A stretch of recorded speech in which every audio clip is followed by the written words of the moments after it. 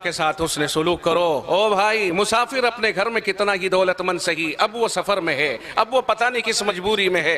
मुसाफिर तुम्हारे गांव में आ गया, कहता मुझे रात ठहरनी है। आजकल तो इमामों को भी कमेटी इतना डरा देती है, खुदा की कसम, कि ना ना मैं यहाँ नहीं ठहराऊंगा। कहता मेरे डॉक्यूमेंट्स देख लो, मेरे पास आधार भी है, आईडी सब है, प्रूफ है, देख लो। कहा नहीं, आप कहीं भी रहिए, मस्जिद है, वो रहना चाहता है वहां। कहा नहीं, सुबह को इमाम साहब के से मुहासबा हो जाएगा, कमेटी आके कहेगी नहीं।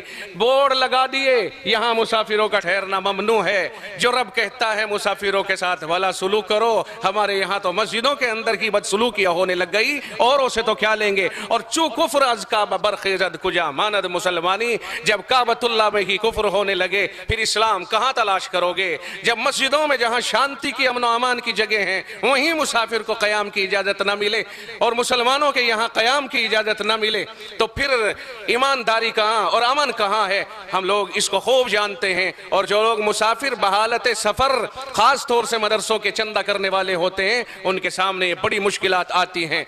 और मैं उन इमामों से भी कहूंगा कि जो लोग इमामत करने वाले हैं, वो इमाम कहीं बाहर से या आसमानों से टपक कर नहीं आए या रहमे मादर से वो इमाम बन करके नहीं आए, वो मदरसों के पड़े हुए हैं। अगर वो इनका ख्याल नहीं करेंगे और कमेटी को सही बात नहीं समझाएंगे, कौन समझाएगा। अइम्मा किराम, तुम तर्जमान हो मदरसों के, तुमने मदरसों में खाया है, तुम मदरसों में रह के पले हो, तुमने मदरसों से फायदा उठाया है। अगर तुम मदरसों के तर्जमान नहीं होगे तो कौन तर्जमान होगा। मदरसे वाले जाके कह दे मजबूर होकर के, साहब मेरा जरा तायद कर देना, बड़े मदरसे से आया हूं। ना ना इमाम इजाजत नहीं, कमेटी की तरफ से इजाजत नहीं। ओ मेरे भाई क्या कर रहे हो। अगर इमाम कहता इजाजत नहीं तो इसका मतलब यह हुआ कि तू ये साबित कर कहां से पढ़ के आया है, तेरे पास इल्म कहां से आया है, मुसल्ला तेरे पास कहां से आया है, तू इमाम कैसे बन गया।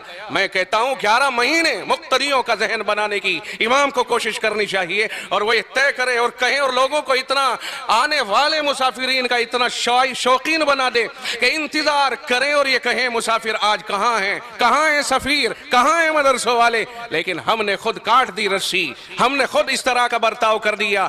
बाज रोता हुआ मस्जिद के गेट से निकलता है। खुदा की कसम इसके ऊपर नजरसानी करनी चाहिए। इमामों से मैं कहता हूं दस्त बस्ता कि आप हजरात को नजरसानी करनी चाहिए अपने मौकिफ के ऊपर। अगर इमाम फिर भी अपने सख्त दिली का मुजाहरा करता है और उसकी समझ में नहीं आती है, फिर मैं खुल करके कहता हूं वो मस्जिद के मुसल्ले पर इमामत करने का हकदार नहीं है। ऐसे आदमी को वो मदरसों का दुश्मन या ऐसे लोगों का दुश्मन करार दिया जाना चाहिए। मैं बहुत खुल करके कहने का आदी हूं और ये बात मैं बहुत खुल करके कह रहा हूं। खुदा बंदाल खैर, मेरा मौजू इमामत के ऊपर नहीं था। मैंने कहा इब्न सबील, कुरान कहता है, मैं नहीं कहता, मेरा रब कहता है मुसाफिरों के साथ अच्छा सुलूक करो।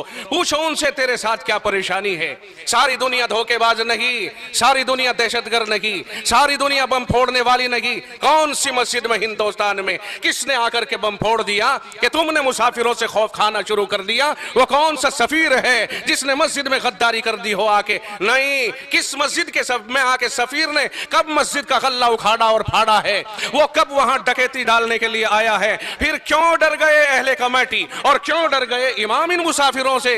हम कहते हैं इनकी मदद करो, इन्हें रोको, इन्हें ठिकाना दो, इन्हें रोक इंतजाम करो। इंतजाम इनके लिए मुनासिब इंतजाम होना चाहिए। हर मस्जिद में मुस्तकिल एक मुख्तस कमरा होना चाहिए कि आने वाले सुफरा के लिए ठहरने का है। कौम अगर आप नहीं ठहराओगे कौम मुस्लिम, तो इन्हें कौन ठहराएगा। ये अपने घरों से बेगाने होते हैं और कौम के बच्चों ही के लिए होते हैं। दीन इस्लाम के फरोग देने के लिए अपने कंधे पे ये पार लेके चलते हैं और अपने आप को इसके लिए ये गोया वक्फ कर देते हैं। आप अपने घरों में रहते हो, ये दर बदर होकर दर दर की ठोकरें खाते हैं। किस लिए? थोड़ा सा चंदा हो जाए और जाकर के मदरसे में जमा कर दे, बच्चे पढ़ेंगे, खर्चा उठेगा, मदरसे चलेंगे, तामीर होगी। अगर आप इन्हें मशकूक समझोगे, फिर बताओ मुझे इनकी इमदाद कौन करेगा और इन मदरसे वालों को पनाह कौन देगा। और सुन लो, अगर रब्बे जुल जलाल को इस अदा के ऊपर नाराजगी हो गई, फिर बताओ हमारा ताउन कौन करे और हमारा पीछा कौन छुड़ाएगा।